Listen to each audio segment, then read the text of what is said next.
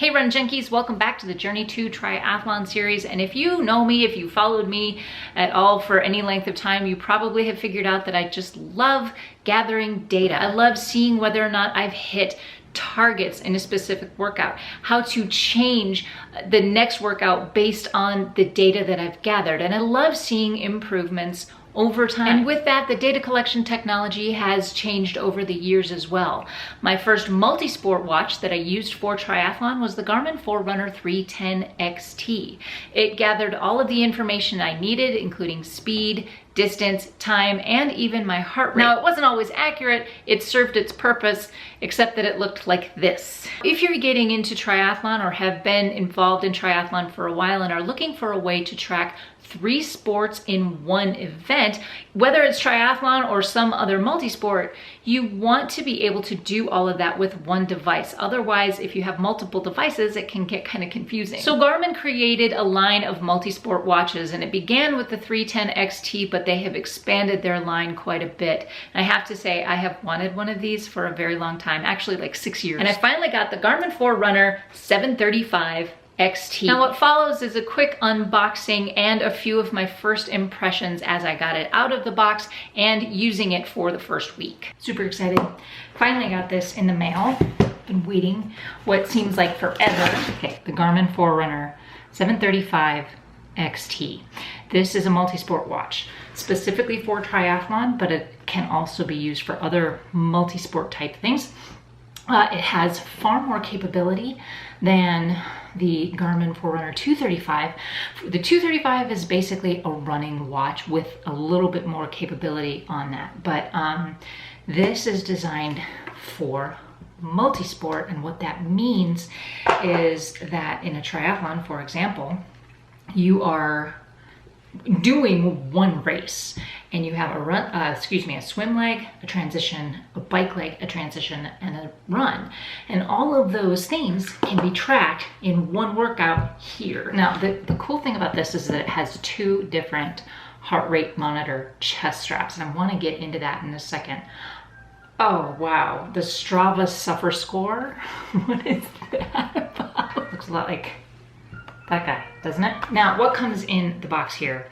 GPS running watch tri bundle. Now, that means something specific, but it has wrist-based heart rate, Connect IQ apps, smart notifications, which means I can get texts and stuff on my watch, VO2 max, and running dynamics. It does have the same kind of capabilities that the 235 has.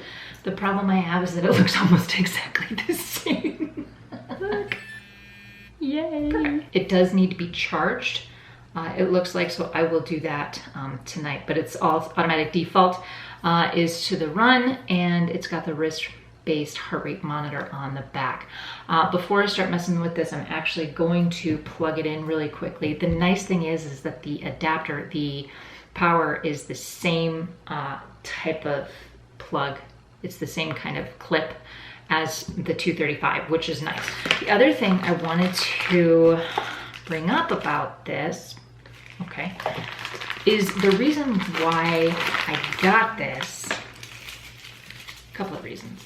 So this right here, this blue one, I believe, is a swim heart rate chest strap. How on earth does that work? You start your watch, you're in the water, this starts collecting heart rate data. You stop your watch, you're out of the water, this will Bluetooth the heart rate information and correlate it to the workout.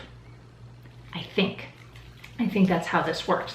So instead of actually transmitting it in real time, it will store it and then send it, which I think is kind of a fascinating concept. So this is really sticky, which is good. This will, this is the contact point. These are the contact points that they go right around your chest, and then this is the monitor and transmitter.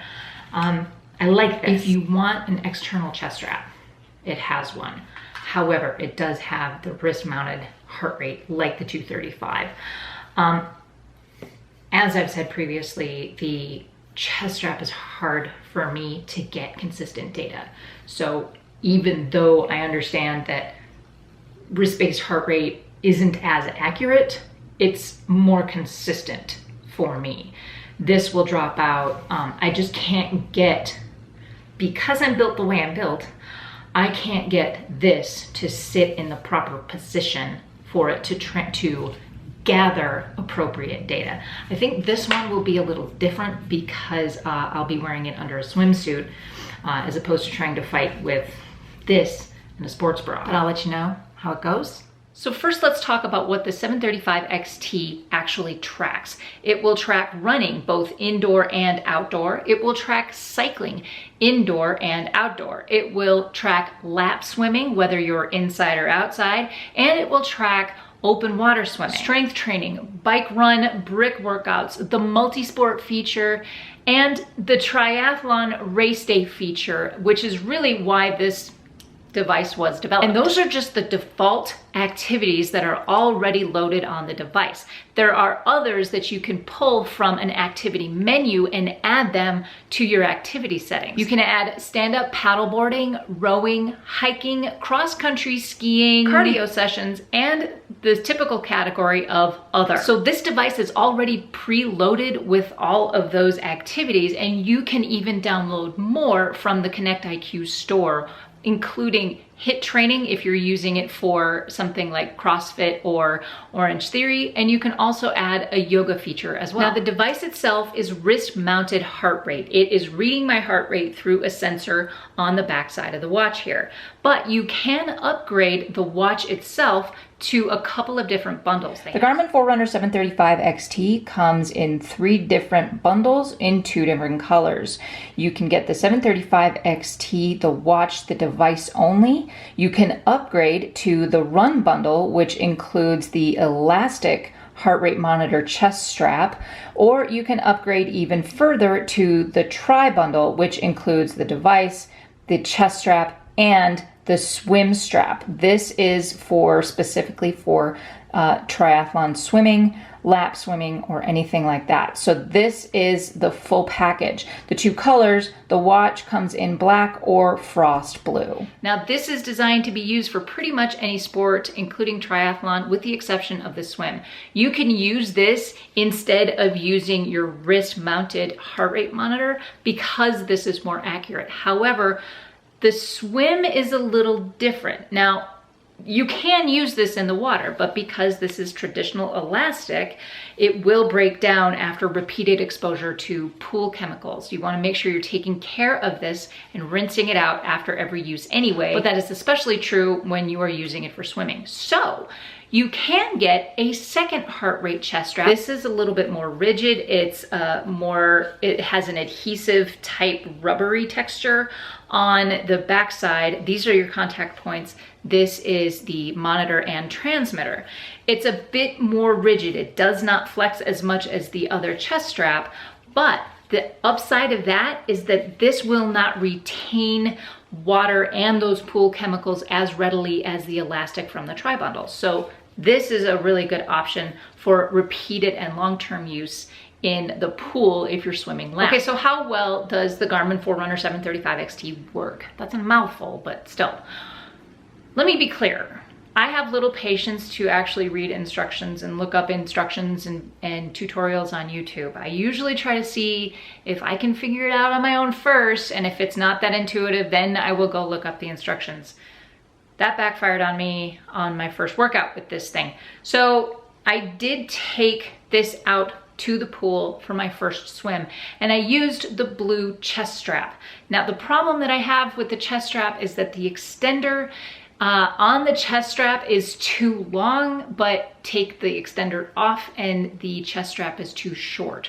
So I'm kind of an in-between size in my rib cage. So I decided to leave the extender off, which made the chest strap really, really tight and uncomfortable. I did not like it at all. It was very uncomfortable. And I made this mistake on my first pool swim. I started the watch, got in the water, swam, and then I hit a drill, and that makes sense, okay? So I hit the lap button to start the 400 meter timed swim, and then I hit the lap button again. What I didn't know is that when you hit the lap button, it starts a rest counter. So if I start my warm up, I do a 300 and then I hit the lap button, it starts a rest counter. It doesn't just start a new lap like you would if you were running. So if I'm out running and I hit the lap button, it will just start clocking up new distance, okay, or time. So it'll just reset the lap at that point. But in the pool, it goes into a rest in between each set. So basically, after you swim, you hit the lap button, it starts a rest. Then you have to hit the lap button again to start the next set. So that's what I did wrong. If you want to know how that works in the Forerunner 735 XT, I'm leaving a link to the tutorial in the description below, which if I weren't so impatient, I probably would have watched that before I got in the pool. I did do a third swim with that chest strap extender. However, I did have to pin it a little bit just to keep it on, because with the extender and the swim strap completely shortened, it's still too big for me. So I had to improvise. You can set in meters or yards, 25 or 50 meters or yards, or you can set some kind of custom length of the pool. The device will count your laps fairly accurately. I found that for the most part, as long as I was doing freestyle, it was pretty accurate swimming the laps. Lastly, I have done an open water swim with this device. It gave me fairly accurate data and I'm pretty happy with the result. Let's move on to the bike though. Now, since I've been using the Garmin Edge 500, I was getting a lot of the information I needed anyway, including distance, time, speed, heart rate, and cadence. That's the number of revolutions per minute your feet go over. I don't have a power meter. However, this could actually measure power if I wanted it to. The difference though between this and this is that heart rate monitor chest strap. I have always had trouble, especially on the bike, getting accurate and consistent readings from a heart rate monitor chest strap for this particular device. Once I got this guy, I had no trouble getting consistent heart rate data. The 735 just upgrades all of this information into one device that I'm already wearing. And like the Forerunner 235 that I love so much for running, this will Bluetooth directly to Garmin Connect on my phone. This, you still need a USB connection directly to your computer and Garmin Express. So the first time I used it, I was out in the neighborhood and I used a pre-programmed workout that I did in the Garmin Connect workout creator. You can see a whole video on how to do that right here. And I love that capability. However, cycling metrics are a bit more extensive. There are a few more to consider when you're actually doing your cycling. For example, in a lot of my workouts, it is time, heart rate, and cadence. So for example, I spend 5 minutes in heart rate zone 1 at a cadence of 85 revolutions per minute. When you go into the workout creator, it will only give you 2 of those metrics. I usually start with time, so that's the 5 minutes, and then I have to decide between the intensity level. Do I want to go with heart rate or do I want to go with revolutions per minute? Basically, I can't set more than one of those metrics in the workout creator. If I had one beef with this, it would be that, but I don't cycle so much that becomes an issue for me on a regular basis. So basically what I do is that I will program the one, so the watch will tell me whether or not I'm in zone, and then the other I will have up in the data field on my watch. The 735 will work on both outdoor riding and indoor riding. The difference, just like being on the treadmill, the GPS will automatically turn off during an indoor activity. Now the run features are almost exactly identical to the Forerunner 235 that I have been using now for a couple of years. I still love that watch for what it is and what it does. It is my backup watch now, but this has everything on it, including all of those run features. There is one feature on the Run that is a little different from the 235, and that's the performance condition. This popped up about 5 minutes into my first run with this watch, and I was a bit confused by it. I didn't know exactly what that meant. So when I look up my data, this is what it said. As you run, performance condition analyzes your pace, heart rate and heart rate variability to make a real-time assessment of your ability to perform compared to your average fitness level. During the first 6 to 20 minutes of an activity, your watch displays your performance condition score. Performance condition can also be an indicator of fatigue level, especially at the end of a long training run. Okay, so while all of this might be interesting information, I'm not going to hang all of my data analysis on this performance condition metric. I kind of already do that myself based on how it feels, what my heart rate was. I look at my pace, I look at the weather, and I'm kind of making that determination myself. But if you're just getting into the data analysis around your workouts, this might be a good number to look at as you are analyzing that data. It might help you put the whole picture together in this performance metric. I also use the watch during a strength session. Now this is pretty basic information and I didn't go in and program a workout necessarily. I just turned on my TRX app and started training on the suspension trainer. So it would track my heart rate for the duration of my strength session.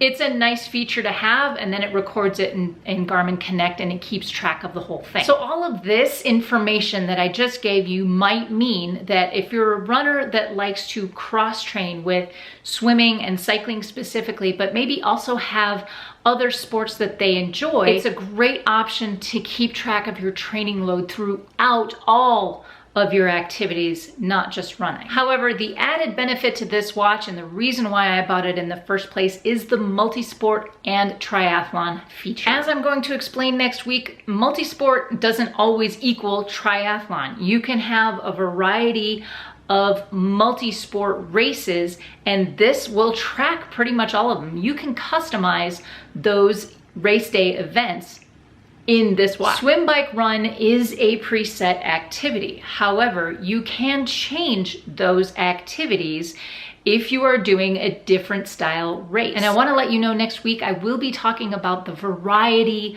of multi-sport events out there if you don't want to stick to a specific triathlon, swim, bike, run format. There are a lot of other formats out there, a lot of other distances out there. Please subscribe. I will be talking about those next week. Now the triathlon feature is set to start with an open water swim. You hit the start button at the start of the race and it will start gathering that information from the heart rate monitor. When you're out of the water, you hit the lap button to start transition 1 or T1. You hit the lap button again when you get on the bike and start your ride. Then you hit the lap button again when you come out of the bike for T2. And then once again, you hit that lap button when you start your run, then the lap button again to get the triathlon complete screen. It does all of it for you. All you have to do is hit the lap button between each sport and transition. Now the preset brick workouts work in a similar fashion. This is the bike to run type of workout that a lot of triathletes will do to prepare for race day. Just like with the triathlon feature, you start your watch on the bike and then you come off the bike, you hit the lap button for transition, hit the lap button again when you start your run, and the lap button one more time to complete your brick workout. And you can customize your multi-sport feature based on the sports in the order in which you are participating in them and the different sports that might make up your multi-sport event. The watch itself retails on the Garmin website for $349.99. That's just the watch. It comes in black and frost blue. Like this color. The run bundle includes the watch and the elastic heart rate monitor chest strap. That retails for $399.99 US. And the tri bundle includes the run chest strap and the swim chest strap. And that retails for $499.99 US. Now to compare that to the Garmin Forerunner 235, which is pretty popular among runners, that retails for $249.99. But as you saw, the Forerunner 735 XT has a lot more capability than the Forerunner 235. Not that that's a bad watch. I love the 235. It's a great device.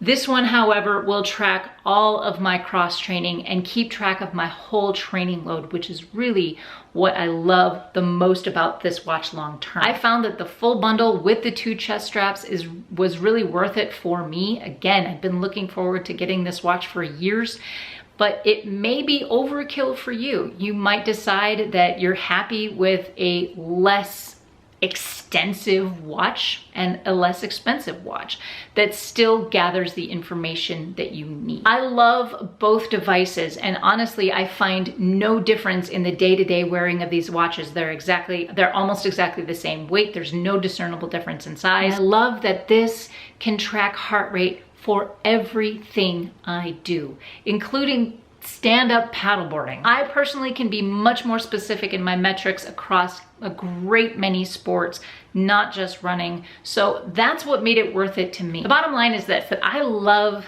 the new Garmin Forerunner 735 XT. I'm really glad I got this watch. It was well worth the wait and well worth the price. And I can't wait to see how this watch performs on race day. And for a data geek like me, this has everything I need. It has a lot of bells and whistles, and I'm using most of them. My question for you today is this: what do you think of this watch? Is it overkill? Are you interested? Do you have this watch? And if so, what do you think? And if not, would you be interested in picking one of these bad boys up? Please leave thoughts, questions, comments, and suggestions in the comment section down below. Don't forget to subscribe if you haven't already, and hit that thumbs up if you like this video. Next week, we are talking about different triathlon distances, so we'll see you on the next one.